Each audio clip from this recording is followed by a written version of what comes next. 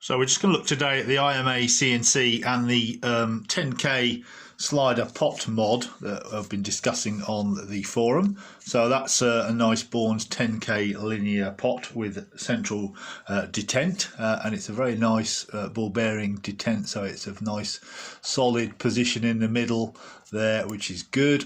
And I've got some green caps, and if you chop this off at this little cut point here, then the cap will super glue on it quite nicely, and it connects to the it's 3 wires basically. So we've got the 2 ends of the track, and then we've got the slider, and it basically connects onto the IMAC&C on the programming connections. So these are the programming connector pins here, which you'll probably be familiar with if you've ever looked at IMAC&C inside the MCM. I'll show you that in a minute. And basically the slider pot connects onto the programming pins. We have a little 0.1 microfarad capacitor there across the fader slider and ground to sort of act as a reservoir, and we have 2 1.2k resistors there in the positive and negative feed going up to the slider. So if the slider becomes disconnected, then the ADC on the PIC will receive either 5 volts or 0 volts, which will clearly indicate that it's a fault condition, and it will ignore the input from the slider.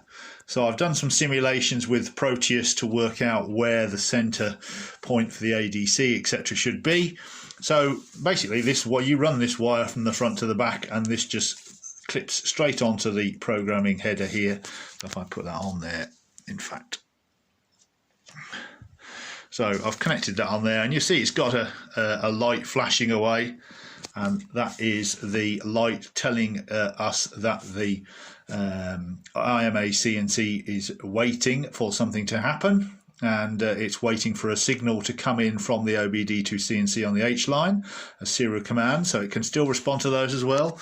And we end up with basically something like this. Now this is very Heath Robinson. I've just heat shrinked round this slider and then cut a slit in it for the track, but we could get a nice little 3D printed box made. This is just for obviously testing in the car. So if I now slide this forward, we should see the red light come on, which is assist. If I slide it back, it turns green.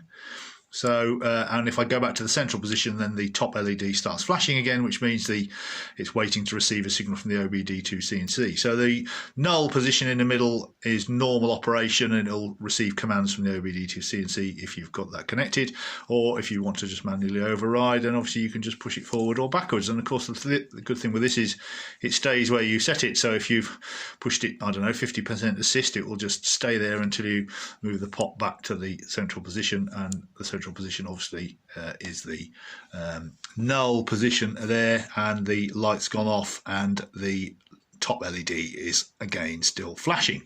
So in the MCM, for those who've never seen this installed in the MCM, there are a couple of extra wires here, but this is basically what the IMAC&C looks like. It's just stuck down to the circuit board with some double-sided adhesive tape, wires into the command power mode 1 and 2 circuits, and basically it has the programming pins here. So all you need to do is update the firmware for this new software, and to update the firmware you'd always take the jumper off when you're updating, because otherwise the 5 volts from the programmer will try to program or power the whole MCM, which you don't want. So just remember to put that back on after you program. So once you've programmed, you do your normal programming with the PIC programmer, and then you would just plug in the, if I do that now, so you would just plug that onto there like that. So that's how that would work, and then you would route this cable out of the MCM and to wherever you wanted it in the car, and then you have the very simple direct control of IMA assist and regeneration using the slider. I have introduced a watchdog function now into this, so if it doesn't get any signals from the OBD2C&C, or it's not receiving signals from the pot or whatever, if it just basically nothing happens, and it will reset itself. And so that should stop any sort of assist becoming jammed on, which it was with the OBD2C&C and the comms error. So this is obviously a way around the comms error, and it gives you this control using this method, because it doesn't use the OBD2C&C at all. You don't actually have to have one for this.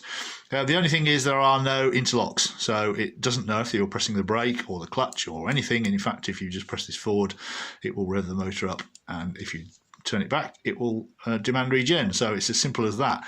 It just interfaces directly in the analog signal lines using the IMAC&C printed circuit board, and demands assist or regen as you want. So that's basically it. So I've got quite a few of these nice slider pots now. I'm going to fiddle around with the software a bit more. I'll put it in the car tomorrow and give it a try and see how we go. But I don't see any reason why it shouldn't work. According to my software, this should be working as planned, and we will go from there.